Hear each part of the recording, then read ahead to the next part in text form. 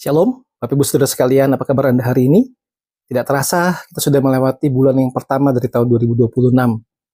Apakah Anda sudah belajar menghitung berkat-berkat Tuhan? Bersyukur kepada Tuhan yang sudah memimpin kita kan? Kita sudah melewati end of the year, memasuki satu bulan pertama, dan kita akan memasuki bulan di minggu pertama bulan Februari ini. Kita berdoa kiranya sungguh-sungguh menjadi sebuah bulan yang penuh dengan berkat dan penyertaan Tuhan di dalam kehidupan kita sekalian. Silakan bagi yang mendengarkan renungan ini, subscribe channel renungan ini, kemudian bisa bagikan ke orang lain supaya juga banyak orang dapat berkat dari firman Tuhan. Saudaraku, selepas Natal tahun baru, apakah Anda merasakan ada suasana yang berbeda di toko-toko, pusat-pusat belanja, mal-mal, restoran-restoran? Ya, sekarang nuansanya sudah menjadi nuansa yang memerah dan bahkan memerah muda. Betul ya? Karena sebentar lagi tradisi Imlek akan dirayakan dan juga Valentine akan dirayakan. Terus seringkali orang Kristen bingung ya, apakah saya boleh atau tidak merayakan Imlek, apakah saya boleh atau tidak memberikan angpau atau hal-hal lain sebagainya yang begitu banyak sekali yang orang-orang sering pertentangkan antara budaya dengan iman kita. Apalagi kita bicara soal tradisi Valentine. Saudara, dalam renungan 1, 2, 3 minggu ke depan ini kita akan sama-sama membahas tentang budaya dan iman Kristen. Berharap kiranya renungan yang disampaikan boleh menjadi sebuah kekuatan buat kita dan makin meyakinkan hidup kita bagaimana kita harus bersikap terhadap budaya-budaya yang ada dalam zaman ini. Mari kita mulai dengan bersatu di dalam doa terlebih dahulu. Pada dalam surga kami mengucap syukur buat berkat penyertaan Tuhan sepanjang bulan Januari yang baru berlalu. Kami berdoa untuk bulan Februari ini ya Tuhan, kiranya kasih karunia penyertaan Tuhan boleh memberkati menyertai kehidupan kami sekalian. Berilah waktu perenungan ini ya Tuhan agar sungguh setiap kami dapat insight dari firman Tuhan yang boleh menjadi pelaku firman. Dalam nama Tuhan Yesus Kristus kami bersyukur dan kami berdoa. Amin. Saudaraku, ada satu pola agung yang kita harus sama-sama lihat bahwa inkarnasi Kristus adalah model dari penebusan budaya. Ini tema kita yang sebetulnya. Saudara, Kristus Sang Firman adalah Allah yang menciptakan budaya. Yohanes 1 ayat 1-3, pada mulanya adalah Firman, itu bersama-sama dengan Allah, dan Firman itu adalah Allah.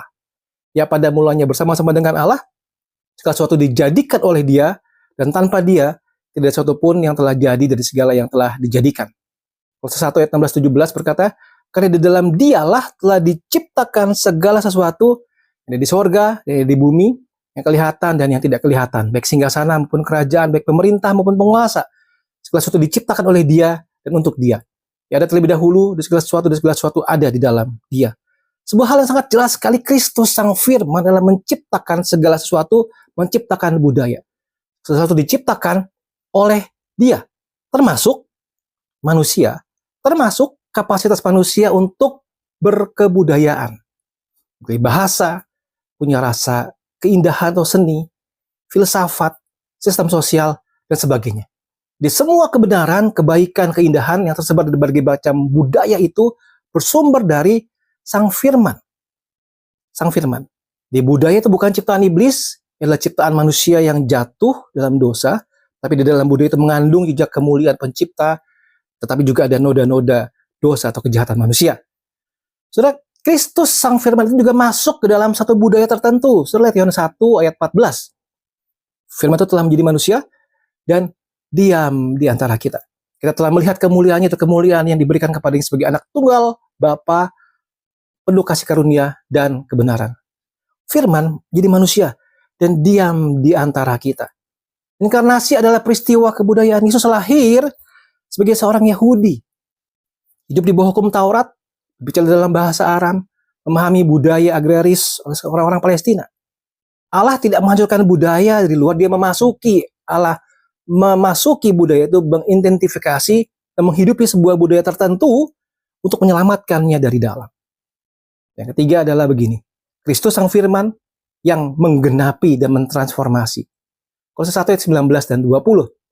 Karena segala kepenuhan Allah berkenan diam dalam Dia, dan oleh Dialah Ia memperdamaikan segala sesuatu dengan dirinya, baik yang di bumi maupun yang di sorga, sudah Ia mengadakan pendamaian oleh darah salib Kristus. Oleh Dialah, oleh Kristuslah, telah memperdamaikan segala sesuatu dengan dirinya. Dan rekonsiliasi kayu salib bukan hanya untuk jiwa-jiwa, tetapi untuk segala sesuatu. Mencakup ciptaan, termasuk sistem ekspresi budaya manusia. Di misi Kristus adalah misi rekonsiliasi, transformasi, mengembalikan segala sesuatu ke dalam rencana awal Allah. Dengan pemahaman teologi seperti itu, seharusnya kita bisa mulai menyikapi bagaimana saya menyikapi budaya. Entah itu budaya Chinese kah, budaya dari Barat kah, dan sebagainya. Dan puluhan tahun yang lalu, seorang penulis Richard Niebuhr dalam bukunya Christ and Culture memberikan beberapa pilihan sikap. Coba kita sederhanakan beberapa pilihan sikap. Yang pertama dibilang begini, adalah sikap pertama Christ against culture. Kristus melawan budaya. Sikapnya apa? Memisahkan diri, menolak. Budaya adalah sebuah musuh, tetapi itu punya kelemahan, bisa membuat Kristen itu terasing, tidak relevan, dan seringkali menjadi sombong. Yang kedua, Christ of culture, Kristus dari budaya. Menyamakan kekristenan dengan nilai-nilai budaya yang terbaik, misalnya nasionalisme, humanisme. Kelemahannya adalah menghilangkan ciri khas dan tuntutan radikal Injil. Kristus menjadi pembenar bagi budaya. Ketiga, sikap Christ above culture, Kristus di atas budaya. Budaya adalah sebuah tangga yang tidak sempurna menuju kebenaran yang ditemukan dalam Kristus. Ini lebih baik, tetapi masih melihat budaya sebagai sebuah persiapan saja, lalu ditinggalkan. Yang keempat, sikapnya adalah Christ and culture in paradox. Kristus dan budaya di dalam sebuah paradoks.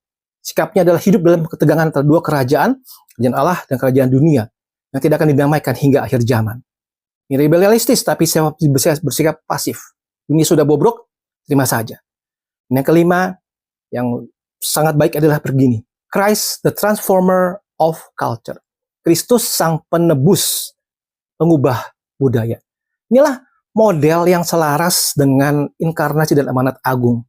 Kristus datang untuk menyelamatkan manusia, dan manusia yang telah diselamatkan mentransformasi budaya.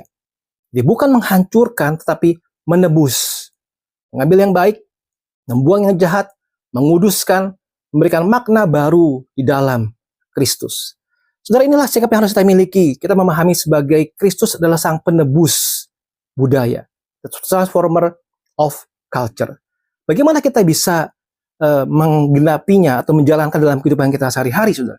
Kita adalah agen-agen daripada inkarnasi Kristus.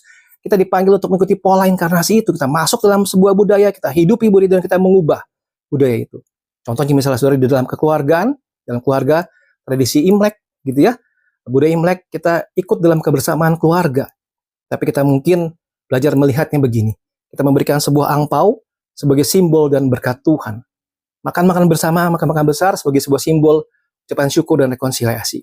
Kita akan renungkan ini dalam renungan yang akan datang. Saudara, sebagai sebuah penutup, saudara, saya mengajak kita melihat begini. Sebagai orang Kristen, kau dan saya menerima mandat penebusan. Ya, panggilan kita. Visi Allah. Allah melihat budaya kita, ingat segala kekacauan dan potensinya, bukan sebagai sampah yang harus dibakar, tetapi kebun anggur yang perlu dipulihkan. Engkau dan saya adalah rekan kerjanya dalam memulihkan, dalam proses pemulihan itu. Saudara, dalam Wahyu 21 dikatakan begini, bangsa-bangsa akan berjalan di dalam cahayanya, dan raja-raja di bumi membawa kekayaan mereka kepadanya, dan pintu-pintu gerbangnya tidak akan ditutup pada siang hari, malam tidak akan ada lagi di sana, dan kekayaan dan hormat bangsa-bangsa akan dibawa kepadanya. Bangsa-bangsa berjalan di dalam cahaya kota Allah. Raja-raja di bumi membawa kekayaan mereka kepada Allah. Ini adalah sebuah gambar penebusan budaya. Unsur-unsur dari bangsa-bangsa, bahasa, seni, kekayaan budaya, dibawa masuk, disucikan, dan dipersembahkan kepada kemuliaan Allah. Hari ini, kita menebus budaya sebagai sebuah persiapan untuk persembahan kekal nantinya. Berapa budaya yang ada di dalam kehidupan kita saat ini? Di lingkungan kita mungkin, di etnis kita misalnya, di sekolah kita, atau di kampus kita, atau di tempat kerja kita, apakah ada nilai-nilai budaya yang perlu ditebus di sana? Kita berdoa untuk memohon agar itu jadi agen penebusan Kristus di bidang-bidang tersebut.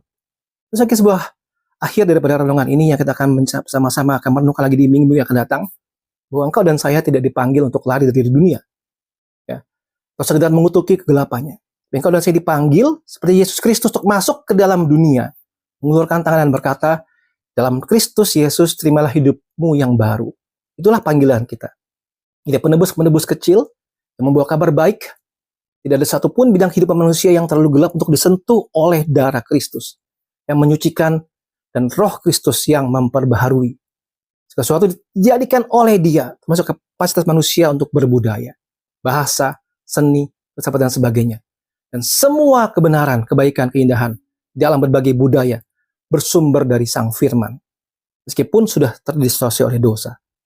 Budaya bukan ciptaan iblis, adalah ciptaan manusia yang jatuh ke dalam dosa, mengandung jejak kemuliaan pencipta, dan ada noda-noda di sana. Maka Anda dipanggil Tuhan untuk menjadi agen-agen perubahan, agen-agen inkarnasi, menebus kebudayaan. Ya, Tuhan menolong kita sekalian di dalam bersikap lingkungan kita dalam budaya yang kita ada pada saat ini. Mari kita berdoa. Tuhan, kami bersyukur karena Kristus Sang Firman adalah Allah yang menciptakan segala sesuatu, Allah yang menebus segala sesuatu, termasuk hidup kami dan budaya di sekitar kami. Tolong kami sebagai umat percaya bisa menyikapi dengan tepat, dengan benar, bagaimana menyikapi budaya yang di sekitar kami, dan bisa menjadi terang Kristus di dalam budaya di mana tempat kami tinggal pada saat ini. Terima kasih untuk firman Tuhan ini, berikan kekuatan kepada kami. Dalam nama Tuhan Yesus Kristus kami bersyukur dan kami berdoa. Amin. Tuhan menolong kita sekalian, Tuhan Yesus memberkati. Amin.